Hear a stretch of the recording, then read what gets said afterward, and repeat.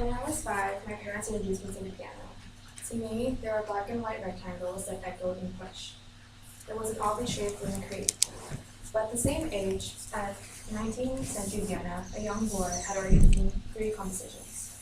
To Wolfgang Amadeus Mozart, the oddly shaped wooden crate was an extension of his fingers. We strive to have a natural aptitude for something, or anything really. That golden moment when we pick up a microphone to sing, when we hold up a paintbrush to paint, or when we look at a binary code and realize that that's what we're going to do. Talent is what it's called. Talented is what we want to be. I always grew up struggling to understand my natural talent. Growing up in primary school, my best friend was a professional violin player. She always sat front row in the school orchestra. And in high school, my best friend was a professional soccer player. She was the captain of the soccer team. They both were naturally talented because they did it so effortlessly. And I've done both of these things, and even with hard work, I did not succeed. When I attended my Christian care group for the first time in LA, they asked us in a circle what our talents were. I wish I had an answer other than taking an artsy Instagram shot or browsing the internet, but I don't. As the question came closer and closer, it still remained unanswered in my head. So I laughed and said, eating. And the friend next to me nudged me and said, come on, it's impossible for you to have no talent. But let me tell you, it certainly is possible because I know from first-hand experience how inexplicably and undeniably talented I am in all the things that I love. Not long after my parents introduced me to the piano, they enrolled me to one of the most prestigious music schools, known to produce the most accomplished pianists around the nation. And don't get me wrong, I love playing the piano, or at least the idea of it. After 12 years of lessons, I finally graduated and received a completing certificate from the Associated Board of the Royal School of Music.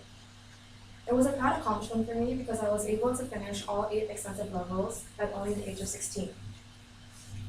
If I were to base my skills on credentials alone, I would be lumped with other great soloists who too can recite arpeggios and broken chords, can play Handel or Chopin, and can discern between diminished or augmented chords. Somewhere in my house lies a champagne-colored paper inked with my name, italicized in a italicized font, denoting my expertise in this instrument.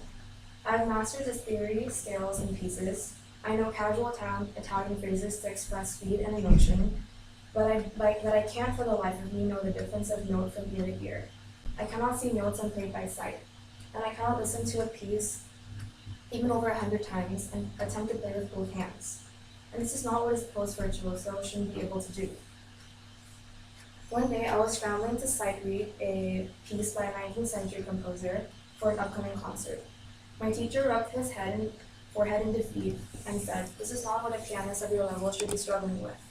My eyes welled up as he laid his light fingers on top of the piano and played the first bar of the song like it was Twinkle Twinkle Little Star. He walked up and left, seemingly tired in my inadequacy, and I continued to read and try to understand the endless amounts of notes in front of me. And what sucks even more is being in the same music school with her cousin who was technically talented in everything. She was talented in cooking, music, art, science, you name it. And it was tiring being pitted against her every day and being compared to her by my parents and by my aunties and by my teachers. But at one point it pushed me even harder to succeed, and it made me practice every day so that I can appear better than her. My final year of schooling, almost all the students exceeded me in every single way. They had perfect hearing, the ability to sight read, and they could all play by ear. And I possessed none of these qualities. I was simply a robot with hands greased with years and years of practice. I have been told from time to time that I am talented in piano or drawing, but I can't draw something out of nothing, the same way that I can't play the piano without the music sheet. And it pains me whenever someone sees an empty piano with a chair occupied by an invisible entity and tells me to play something for them. If only I can, I would. But I am merely a passionate woman navigating through my hobbies with more hard work than self-indulgence. I realize that my skill that people often mistaken as my innate ability is a direct result of my relentless hard work. That my skill on the piano is an outcome of my drive to succeed in it. I have learned that not everyone I've learned that not everyone is lucky enough to be born with a talent. I certainly wasn't, and it took me 1.5 decades to gauge my abilities. I can't naturally do a lot of things that I love, but it also doesn't mean that I won't do it. Thank you.